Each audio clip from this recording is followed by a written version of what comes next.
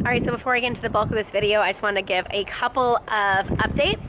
People have been asking if we have any news about the kiddo's case, and actually 7 weeks after the fact-finding hearing, we did get the results, and that is that there will be a disposition hearing in just a couple of weeks here.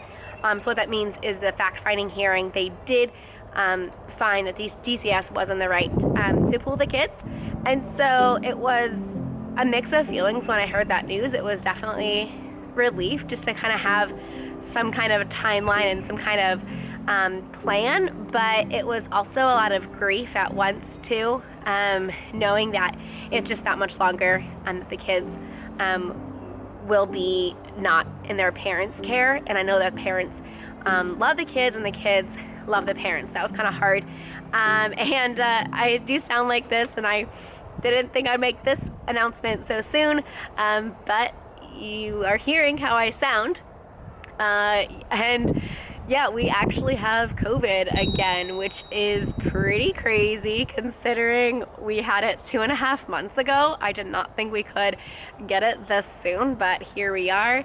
It's right before Easter, and so I'm kind of disappointed, but thankfully I plan ahead on most things, and so I had this like giant pack of Easter eggs that we had bought on clearance last year, and so that way we'll do our own Easter egg hunt, because so we're not able to go to the one that I did have us scheduled to go to, and have Easter egg baskets for the kids. On Easter Sunday we can still dress up in our Easter outfits, and then, you know, just have Easter at home watching church.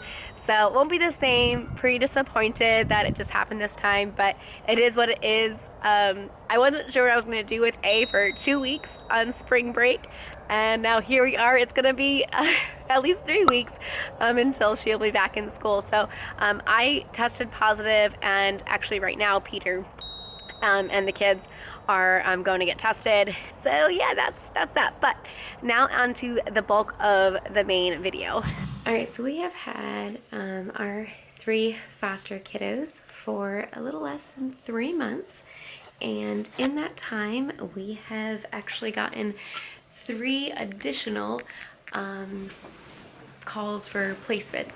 Now the first one was a 6 and an 8-year-old boy, and that was less than a month that the kids were in our care, and we were just like recovering from COVID, and it was just like not a good time, and so it was like no, we weren't ready. So it was like an instant like no. No, the kids that we have in care is a sibling group, and they're 7.5, 3 and 7.5 months. And so then the second call we got was for respite care, just for 2 weeks, but it happened to be over the oldest spring break, and we already had made some plans, and that was for a 2 and a 3-year-old boy. So trying to think of like that young toddler, it wasn't too many little kids. It would have been like 4 kids under 3, and I was just like, yeah, that's a little much.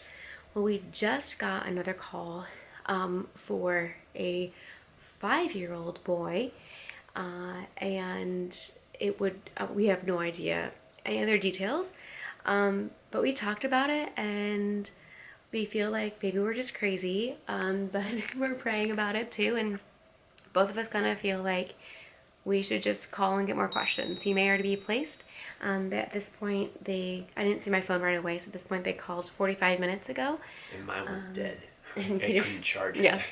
Anyways. So, yeah, so we're just going to go ahead and call and see. But all this to say is that there is such a need for foster parents. So if you are thinking about becoming a foster parent, definitely go ahead and take the classes and just get started and do it. But yeah, let's give them a call back. I'm going to set the camera up over here. I know we're just in our bedroom. It's because the kids are all sleeping. It is currently 10:38 at night.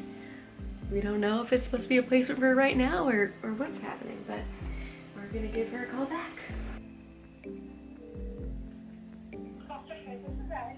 Hi Allie, this is Lisa Hoppy giving you a call back. You called about 45 minutes ago about a 5-year-old boy. Yes, you actually found. Oh, great. Okay, sweet. I didn't get to call in time, but yeah, good to know. I'm so thankful. Thank you for calling me back. All right, bye. Well, there you go. He is already placed. So That's great. that is great. We definitely talked about that for a good like 30 minutes of could we do this? Can we do this?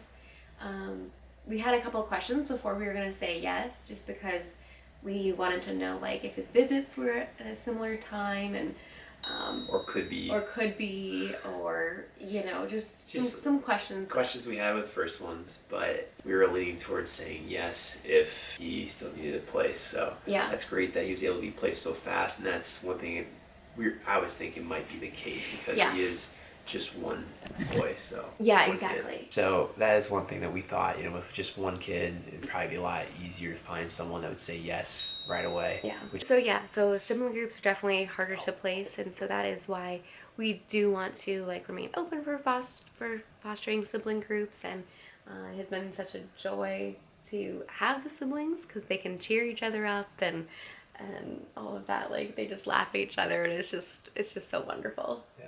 So even though he was already placed and still need a place, it was good for us to have this conversation now. So if we get a call again in the future, we can call back or answer the phone and discuss it a little bit better. I think we're ready for that conversation now. Yeah, So.